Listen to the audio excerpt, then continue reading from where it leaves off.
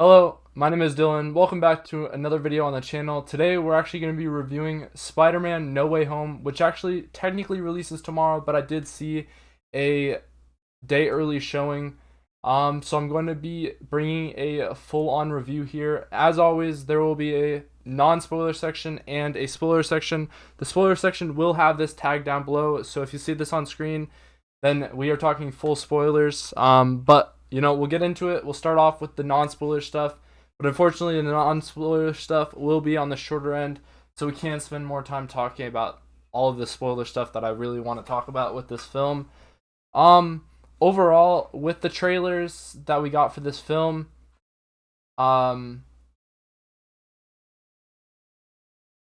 I had very high expectations for this film, and as a very big advocate for Tom Holland being my favorite Spider-Man and Peter Parker, I think this film is overall a excellent way to end out this trilogy. And I just left the theater just feeling happy, and we genuinely got everything that we could have asked for with this film. We get in the trailer alone, we get to see some sort of action sequences.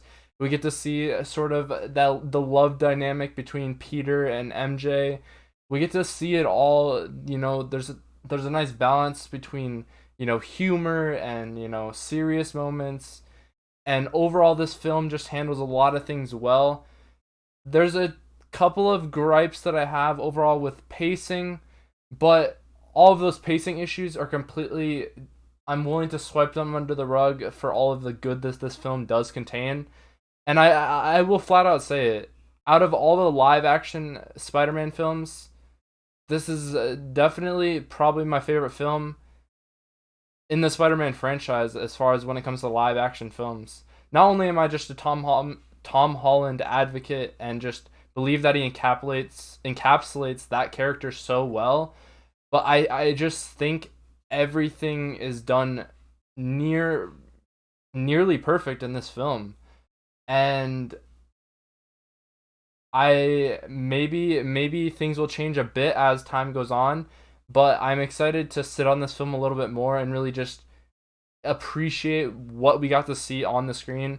And I will just say 10 out of 10 would recommend.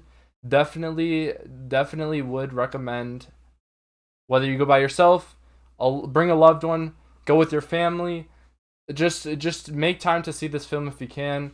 We're nearing the pandemic is still going on, but we're finally at the time where movies are starting to slowly release back into theaters, and this is definitely one that I would recommend watching in theaters, because I feel like you would get an experience that you would not get watching at home. And I mean, I'm a big advocate for this with just Marvel films in general, but this film in specific has some things going which, if you want to listen, we'll talk more about it in the spoiler section, but I just feel like they wouldn't be as powerful at home. Um, One thing I will mention is in the trailer we do get that MJ Peter love dynamic a little bit, and how they're going to be dealing with Peter's identity being revealed. Um, and I don't know if it has something to do with Tom Holland and Zendaya actually being together in real life, but those moments in the film just felt that much more genuine, and I think it was just a nice touch that just naturally comes from them to being together. um but yeah, 10 out of 10 would recommend. Overall, pending me sitting on it a little bit longer, my first feelings is that this is definitely my favorite live action Spider-Man film that we have gotten thus far out of any of them. The reason I say live action is because I feel like it's a little bit hard to compare like these live action Spider-Man films to something like Spider-Verse. I thoroughly enjoyed Spider-Verse, and if I were to try and compare them, I don't necessarily know how they would rank up. So, for the simplicity of rankings and just to make my life a little bit easier, because we don't really have a lot of Spider-Man animated films as is, we're just going to say Spider-Man No Way Home is my favorite live action Spider-Man film at this time. And perhaps, my feelings change over time as it starts to set with me a little bit more. But those are just my initial thoughts. So let me go ahead and jump into the spoiler section. So if you have not seen the movie and you are planning on seeing it, everything that I'm talking about from here on is stuff that is fair game to talk about for that happened in the film. So this would be your chance to click off if you have not done so already. But yeah, the film, the in the trailer we get we there was a lot of speculation prior to the release of the film that we were finally going to get all three Spider-Men in the same film because of the trailers, the leaks, the CGI stuff, all of that. We were finding all that speculation, and thankfully, obviously, all that speculation does come true. And the payoff of those moments of all three of them on screen together was absolutely 100% worth it. Even though I was convinced that they were going to come into the film. I didn't really know how they were going to do it, and I think they handled that really well by allowing Ned to be capable of magic and being able to open up portals like Doctor Strange would. And I think overall they handled that situation very, very well. And like I said, all of that screen time of, all of the Spider-Mans being on screen together, them fighting all of the old villains together and grouping up. And I think it had a nice dynamic because instead of just sending them back to their universe, they take a different approach and they go through and fix or cure or essentially try to turn them from villains into not villains before they send them back to just, it just seems like it spices up the universe a little bit more. I had two minor gripes with the film overall. One, we see Happy in the very beginning, and Happy's character throughout the film, he doesn't really show up much. He kind of just jumps around, and overall, it just felt like he was in the film just to be able to say, like, just so they could say was in the film, and it just kind of felt a little abnormal.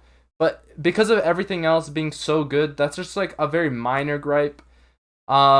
And there's a scene in the film when Aunt May passes away, and that scene just feels a little bit drawn out. I wanted it to be a little bit shorter, and I understand them wanting to make that a little bit of a significant scene. But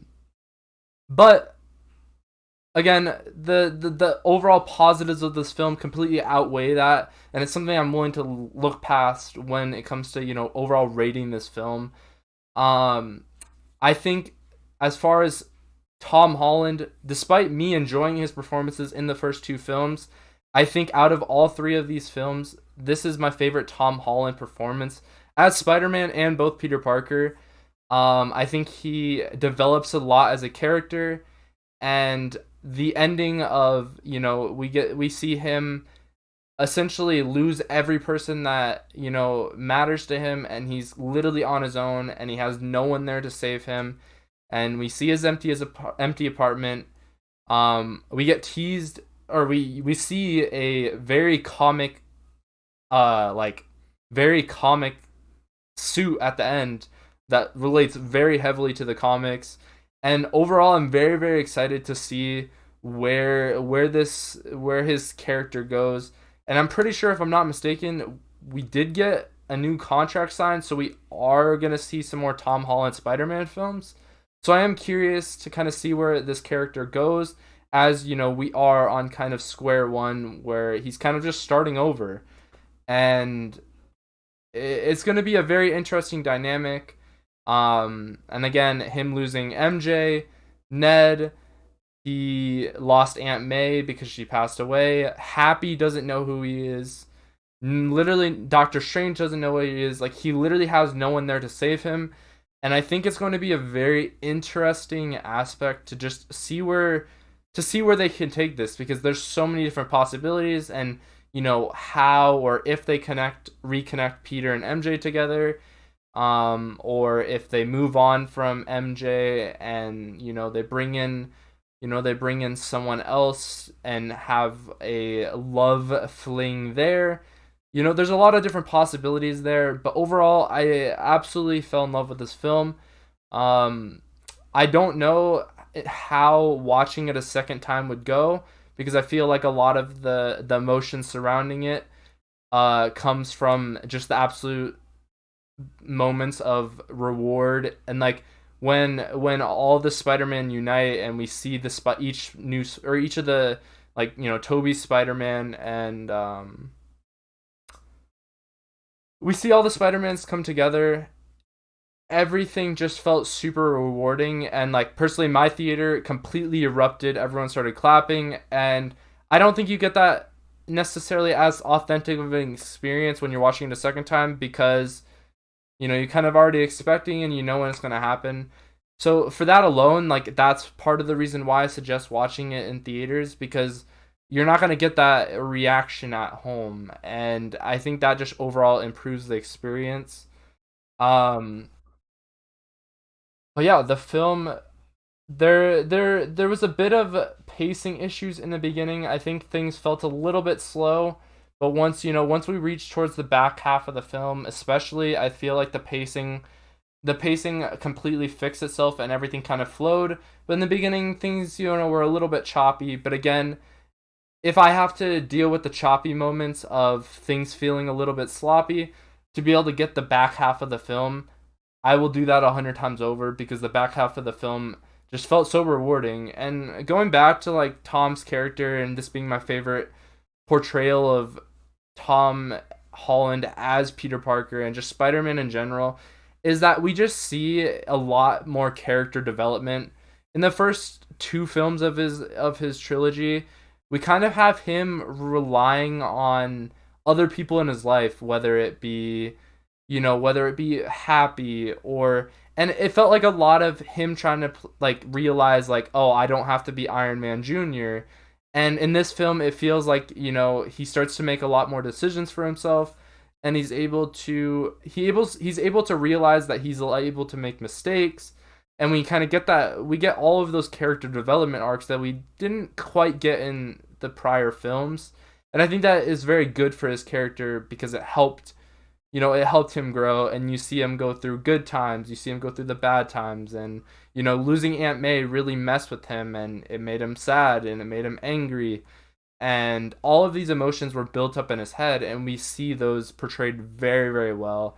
And instead of falling back on Happy or someone else, he gets to instead work with his best friends MJ and Ned throughout a course of the film, and moments when Peter, MJ, and Ned were all on the screen just felt absolutely perfect. And I think those dynamics really brought this film to life because I feel like in the prior two films, if something would have gone wrong, he would have called called Happy and been like, "Hey, there's a problem," and as soon as Happy fixes it, then he'd go on to the next thing. And I think losing that dynamic of the film was very very crucial for Spider-Man's character.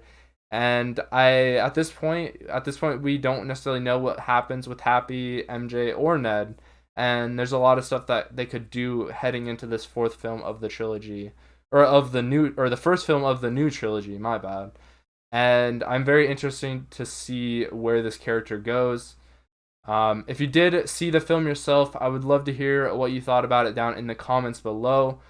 I will probably definitely be checking it out again myself, even though it may not be an authentic experience. I feel like anytime I watch a Marvel movie and I see it a second time, I'm always going to pick up on things that I didn't pick up on before, and I want to give that the benefit of the doubt with this film as well.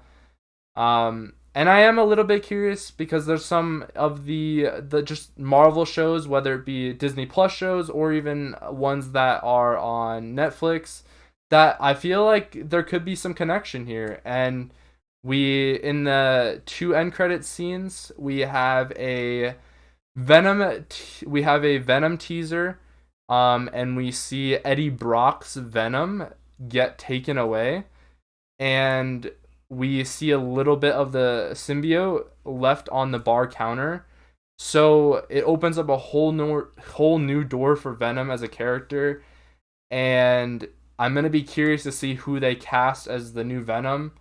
And the second end credit scene just basically was a whole entire trailer for basically another Doctor Strange film, and I'm really curious on how that links up and whether we see a connection between the Doctor Strange film that they basically announced slash tease and uh, the episode 3 of What If. I feel like there could be some correlation there, and I'm kind of curious to see where it goes.